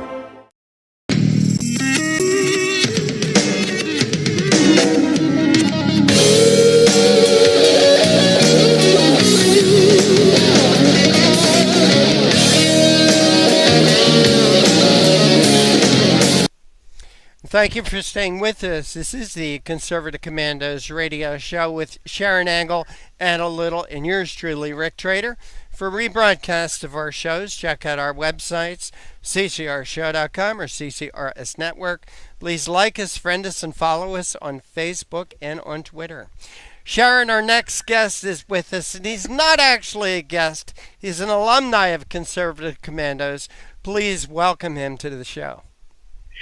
That's right, and that's why it's always a pleasure and an honor to introduce J.D. Gordon, who is a former Pentagon spokesman who served under Secretary Donald Rumsfeld and Secretary Robert Gates. He's also served as a senior fellow and advisor to numerous think tanks and foundations based in Washington, D.C. He's also a past contributor to FoxNews.com, The Washington Times, The Daily Caller, and The Hill. He's a career Navy public affairs officer and a retired commander, and he's been on-the-scene spokesman for numerous internationally noteworthy events over the past 20 years of active duty. JD, welcome back to Conservative Commandos radio show. Hi, Sharon. Hi, Rick. Great to join you guys today. Thanks for having me on. It's great to have you, JD. As always, we feel like you're a resident expert on many things having to do with the government, but today we've asked you on to talk about how government leakers and the media have waged war on Trump. This has just become an ongoing beating drum. It seems like we thought they'd settle down after the inauguration, but if anything, they've just gotten more crazy about this. Talk to us a little bit about this war on Trump, and are we ever going to see the end of it? Sharon, thanks very much for having me on to talk about the ongoing assault against President Trump and associates. What we've seen is government leakers working with the media, complicit media, to leak information from classified and sensitive investigations. And basically what they're trying to do is they're trying to impeach President Trump, and they're trying to destroy as many associates as possible. Now, in addition to being a Pentagon spokesman in the past, I was a Pentagon spokesman for 4 years earlier on in my career during the Bush administration. But during the Trump campaign, I was the director of national security. And I tell you what, Sharon, my life has been a living hell the last 2 years because of these investigations. The special counsel and also 3 congressional investigations have turned my world upside down. I've incurred 5-figure legal bills, and a lot of that's just because of this smear campaign that we've seen against Justice Kavanaugh as well. The same thing that happened to Justice Kavanaugh has been going on for 2 years against President Trump and associates. Now, when you talk about President Trump, we and his associates, we've also seen things against Sarah Saunders, and we are wondering, JD, does that come right to you? Have you been investigated? Have you had to lawyer up? In fact, to defend yourself? Well, you know what? When I got interviewed by the special counsel a couple times last year, they told me that the entire Trump campaign's under investigation. So I said, does that mean me? Am I a target? They said, no, you're not a target, but the entire Trump campaign's under investigation. And so just because you're a witness, which I was, that doesn't mean you can't go to a subject or a target in a second. All you have to do is tell them something that thinks false, and guess what? You become a target. Mm-hmm. That's why it's a shakedown, and that's why it's a witch hunt. And that's why several people are going to prison, because the special counsel has charged them for things that have nothing to do with the specified reason for the investigations, which was collusion. There's no collusion, but were there past financial crimes for some people in the past, like Paul Manafort and Rick Gates? Yeah. Were there people that were strong-armed into making false statements, or at least acknowledging making false statements to the FBI? Yeah, General Flynn and George Papadopoulos. But this is a shakedown, Sharon. It has nothing to do with the stated reason for these investigations, which was collusion with Russia to see if there was anything nefarious regarding the campaign and the Russians regarding the election. And there wasn't any. However, they still are sending people to prison for other things. Well, I'm not an attorney, so I can't say that, you know, if this is illegal or not, but maybe I can just get your opinion. It seems to me when the police get a search warrant to come into my house to search me on a certain matter, if they find something else, they have to go back and get another search warrant before they can charge me with another crime. isn't that similar to what they're doing here? They're going in on a search for one thing, but when they're finding other things, they're charging on those other things. Well, that's what they're doing. And you know what? They knew from the get-go, as we're finding out, thank goodness, due to some patriots in Congress that are really digging into this, like Jim Jordan and Devin Nunes and others. Thank goodness they're digging into this. And what we're finding is that the Democrats were in cahoots with former British intelligence agent Christopher Steele, in cahoots with Glenn Simpson of this Fusion GPS, a former Wall Street Journal writer, and his company, and they knew there was no collusion. But they still went ahead anyway to try to remove President Trump, to stop him from being elected, number one, but then to try to remove him and to try to destroy as many people as possible. So, yeah, that's what they're doing, Sharon. They basically say that we're going to investigate a group of people, like the mafia, for instance. They're treating us like the mafia. And then if they find something else, you'll go to prison for that. If they could have nailed me to the wall, Sharon, they would have, trust me, because they've had about 50 Trump associates go before the special counsel and congressional committees, and anybody that had any hint of wrongdoing, oh yeah, they crucified him. The American people, JD, want to end corruption in government. We all understand that there is corruption in government. We want to end it, but it seems like in some of these investigations, there's maybe even a backfire. We're finding out things about corruption in government that maybe they weren't really wanting to uncover when they went in with this, as you call, witch hunt. That's right, Sharon. It's basically become a circular firing squad. You had people who thought that they were running the country, like James Comey. He was playing God. James Comey was a FBI director that's going to go down in history, I think, as one of the worst, most nefarious people, because he's the one who targeted people like me, innocent people like me, by telling the whole country that the entire Trump campaign's under investigation for ties to Russia, but then he wouldn't say who. So what the media did, like CNN and MSNBC and the Washington Post and the New York Times, is they flashed my picture everywhere because I shook the Russian ambassador's hand at a speech I gave to 50 ambassadors. And they tried to say I was guilty too in the press because James Comey led them to believe it because he wouldn't rule me out. And so that's criminal on Comey's part. I mean, if anybody goes to prison in this after Manafort and Gates, it ought to be Comey. And people like Peter Strzok and Lisa Page as FBI lover, people who set Trump up, people who set Trump and associates up for trying to get discredited and destroyed in the media. These people would be called coup plotters in most countries. And it's not just them. There's people in the media that have committed crimes against us, like Roz Helderman of the Washington Post. She was an accessory to a felony against me because she was getting these leaks from these congressional committees about me from sensitive and classified investigations and literally putting them on the front page of the Washington Post. My civil rights have been violated. I think that Roz Helderman should face the consequences. Well, they face the consequences. I guess that's my next question. You said there ought to be people going to prison, and we, the American people, see that. We would like to see justice done, but do you think they will go to prison? I hope so. I sincerely hope that the Justice Department, under leadership that they will have eventually, will basically have the grit and the will to pursue these prosecutions because they need to, and Congress needs to keep on them. If Congress doesn't keep on them, they won't do it for sure. Well, you just said a mouthful there. When we have the leadership in the DOJ that we should have, is that coming? I mean, it doesn't look like it to us out here. Jeff Sessions has survived when others haven't. Well, it breaks my heart because, you know, he's one of the most honorable people I've ever met in my life, let alone worked with. He was the director of he was the chairman of the National Security Advisory Committee, and so I had worked for him on the campaign. But the thing is, he is put in a position where he's backed into a corner at DOJ. He really can't do anything. He recused himself from Russia, and he really has been marginalized, unfortunately. But eventually, President Trump will be able to pick somebody that can really get tough on the people who have attacked me and who have attacked President Trump. People like James Comey and Peter Strzok, Lisa Page, Bruce Orr at DOJ. We need tough leadership at the DOJ, not people that are backed into a corner and really removed from the process. So when is eventually? After the 2018 election, before the 2020 election, after the 2020 election? When will we see this eventually good, hard-hitting leadership at the DOJ? I would think that right after the elections, but I don't know. I haven't talked to President Trump about it. Don't know. But I feel terrible, and I'm sure that the Attorney General feels terrible, too. He's a patriot, and I'm sure he knows it's horrific, the hell I've been put through. And he knows the hell I've been put through, and the hell a lot of innocent people have been put through. But unfortunately, he can't do anything about it. He's powerless to do anything about it because he was part of the campaign.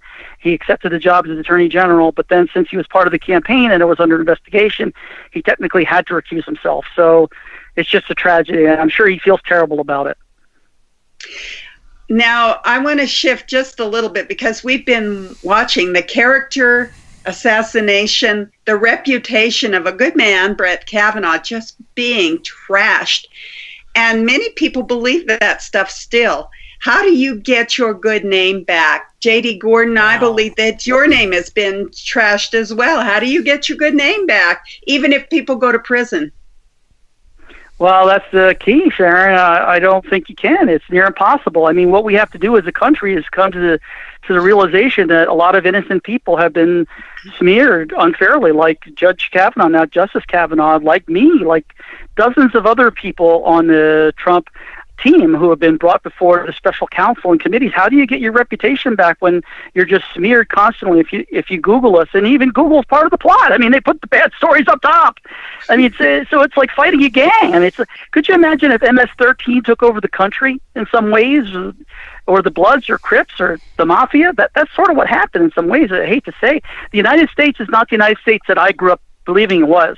We've become closer to a banana republic than anything else is as far as our politics and law goes. And good and innocent people like me have just been smeared and skewered in the public square. It's horrible. I never thought this would happen in America, but yeah, here we are.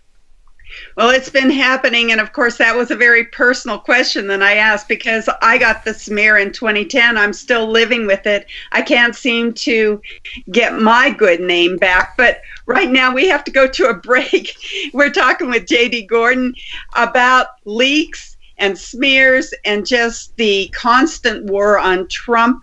We'll be right back after this short break. We are coming to you from the Conservative Commandos Radio Network studios, and now you can watch our TV show on AUN TV Network in San Francisco, San Rafael, Marin, North Bay, San Jose, Silicon Valley, Santa Rosa, Wine Country, Redding, Chico, Sacramento, Monterey, California, and soon in Carson City, Tahoe, and Reno, Nevada. We'll be right back with my co-host, Rick Trader. I'm Sharron Angle, and our guest, J.D. Gordon.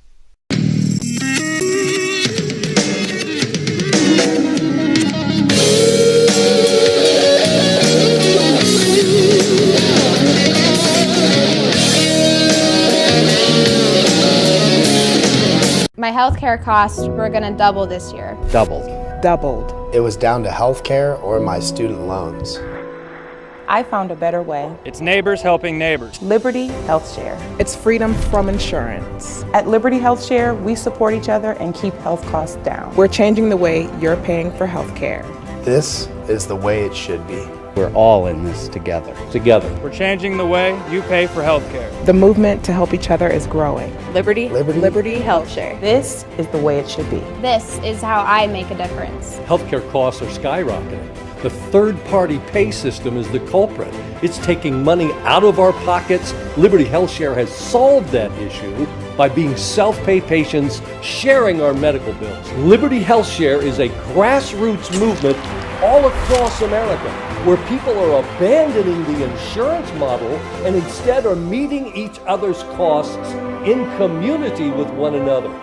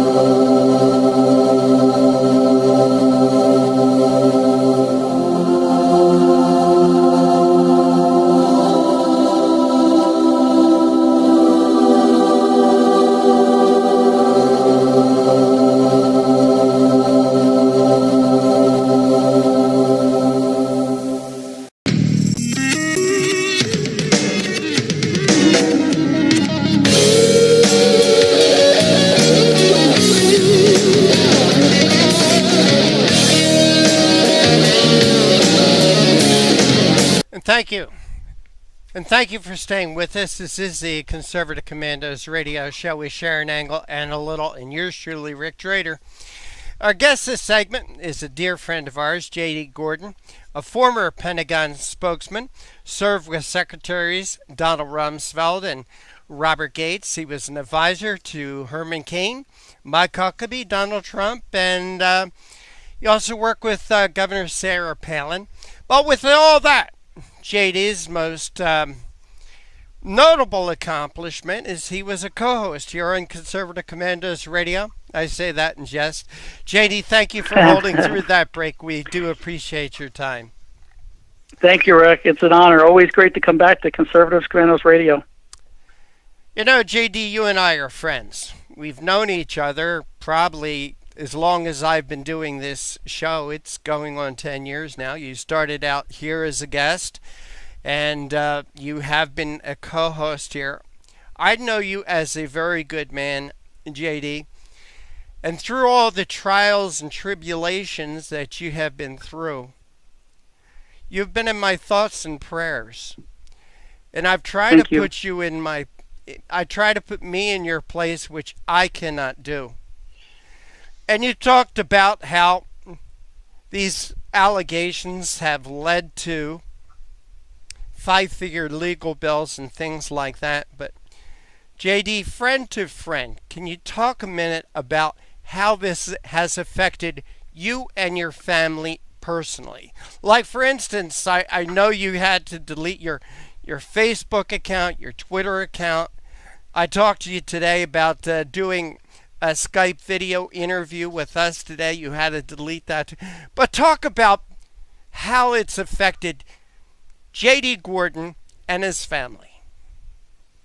Well, it's destroyed my life over the last couple of years. You know, I thought I had a pretty successful life. I was a former Pentagon spokesman, a retired Navy commander, a senior fellow with some think tanks, columnist, TV commentator. I was very happy. You know, I used to travel around the United States and Europe and give speeches and spoke at different parliaments, spoke at Congress. My life was pretty good. But then when I joined the Trump campaign as a director of national security, the knives came out for me. And then after he won, you know, it's ironic to say that was probably the worst day of my life. Because then about 1,000 people were out to crucify me. And then I didn't really think that could be true, but it was true.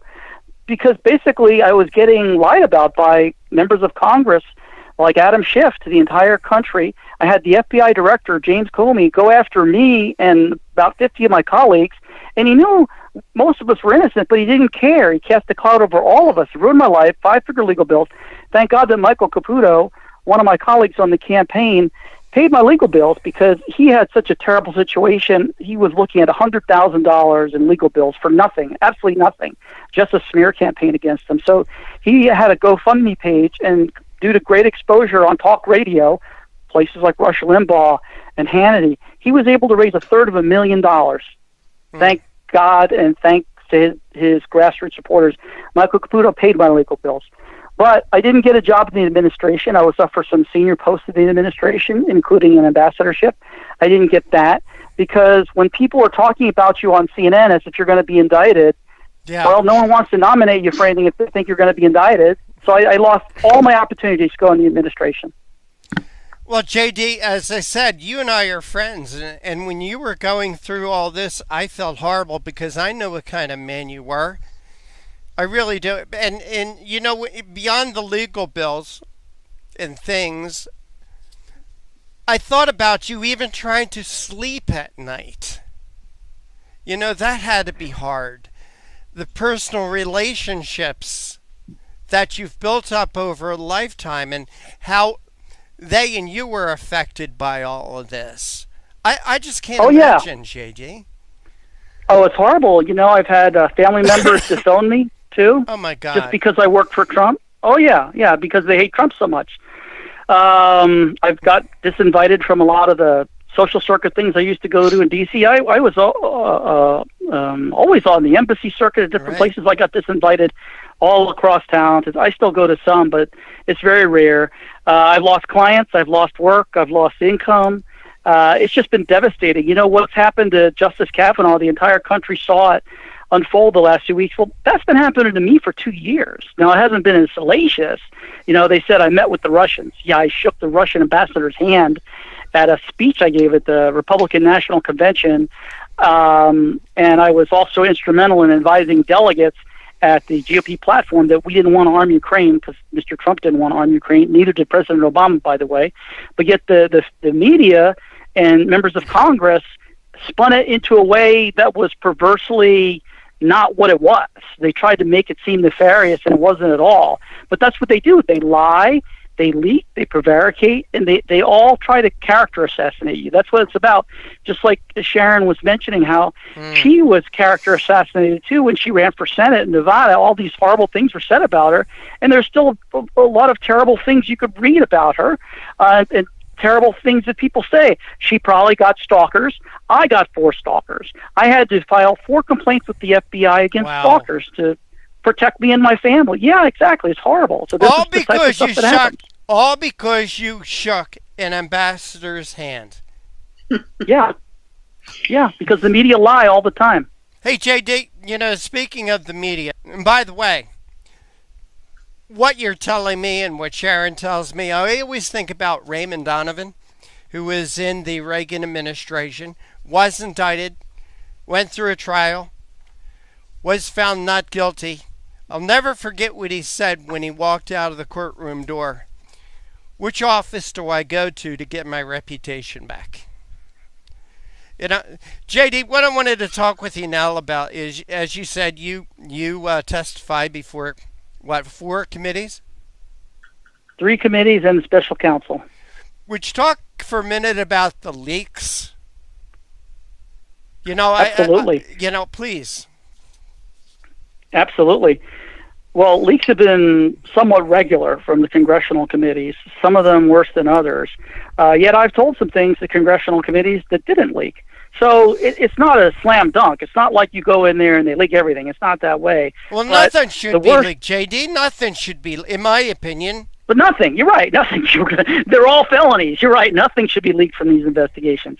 But the people who had it the worst, as far as these leaks go, are President Trump, his family, like Don Jr. and Jared, and also people like Carter Page and George Papadopoulos, who were really peripheral members of the campaign. They were members of an advisory committee, of which I was the director.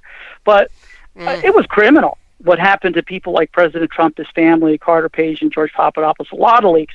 Now, in my case, I talked to the special counsel twice last summer.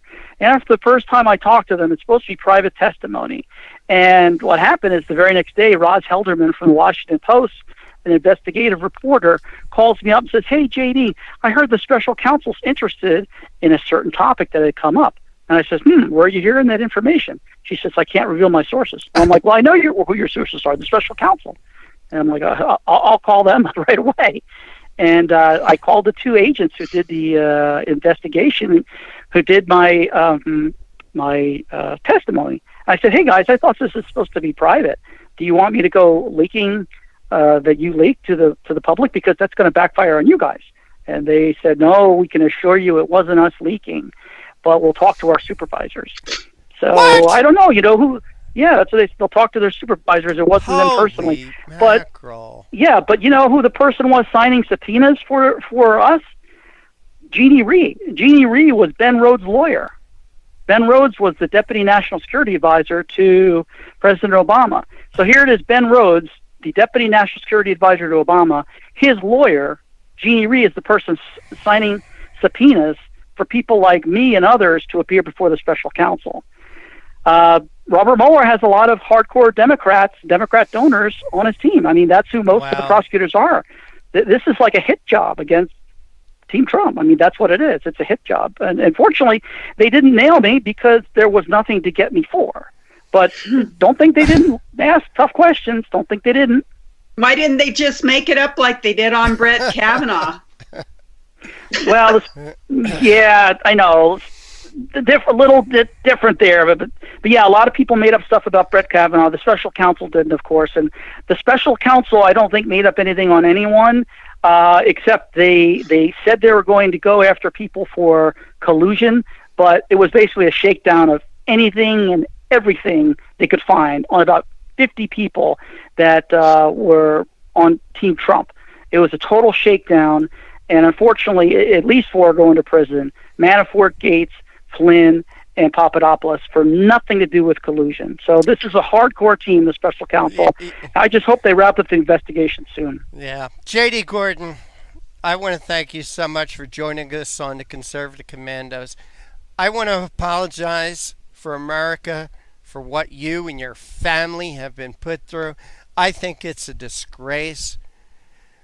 And you know, when you talk about things, kind of reminds me of the lesson that we got from Barack Obama. He says, never go to a knife fight with a knife, take a gun. I mean, what can I say? I would love to see Republicans fight back. I'm glad you fought back. JD, please tell our audience how they can follow your work, what you do, and maybe even help you, JD. Yeah, that would be great. Well, they could donate to Michael Caputo's legal fund because he paid my legal bills, and I'm still trying to help him as much as possible. So it's the Michael Caputo Legal Fund. It's a GoFundMe page. And I still am on Twitter. I had to get rid of Facebook and other social media thanks to a number of factors, but I still am on Twitter. Jeffrey_Gordon is my Twitter handle, and I still write for outlets like the Daily Caller and the Hill and the Washington Times.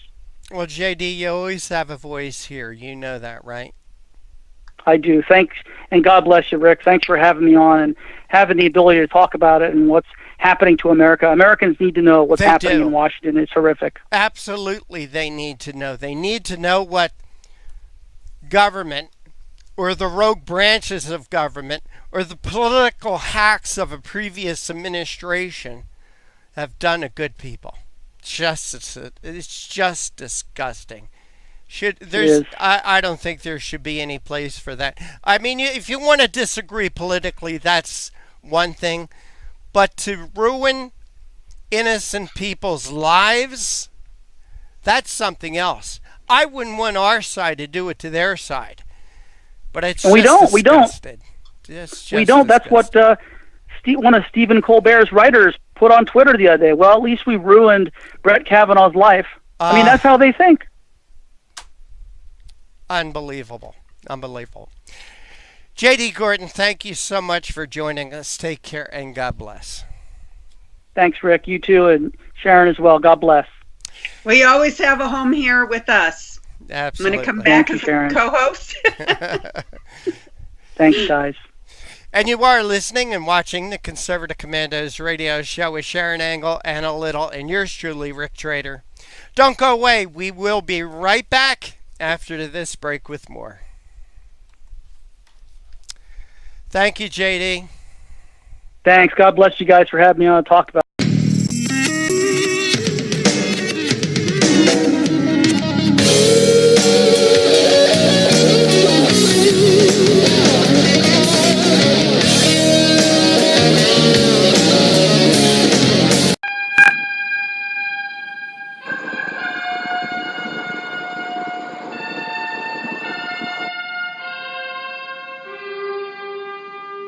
Hi, happy Columbus Day.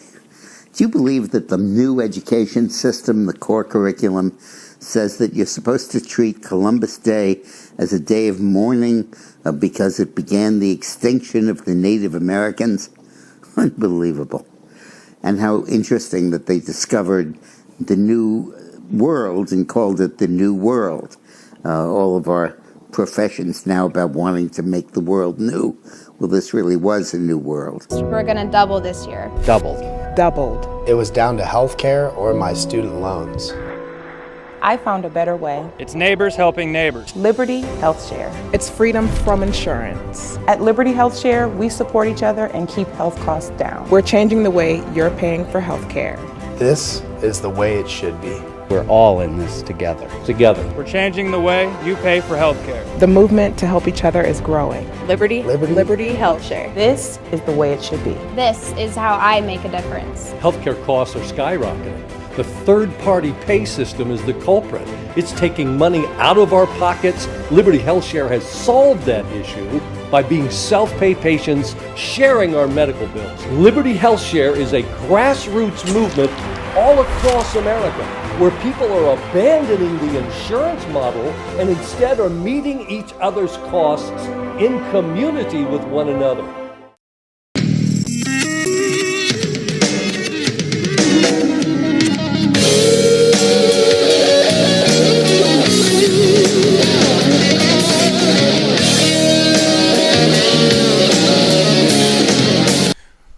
Well, ladies, that just about wraps it up for today's show. And before we leave, I do have a little bit of sad news. We are losing one of our co-hosts, Anna Little, who's moving on in life to other things.